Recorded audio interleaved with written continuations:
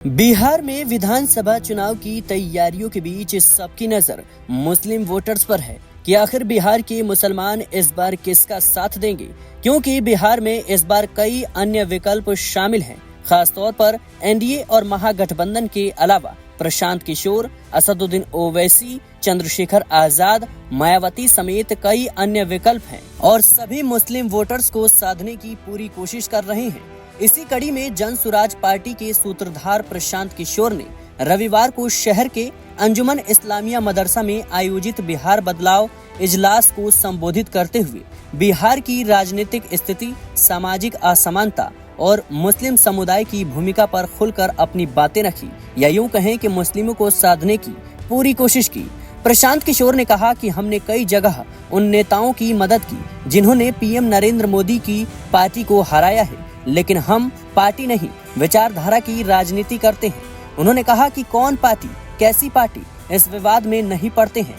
आज का हुक्मरान जालिम है तो मानिए कि उसे चुनने में आपसे गलती हुई है। उन्होंने कहा कि बिहार में दलितों के बाद सबसे ज्यादा गरीब मुसलमान है। आधे से ज्यादा मुस्लिम परिवार ऐसे हैं जो चाहकर भी अपने बच्चों को न्याय नहीं दिला सकते।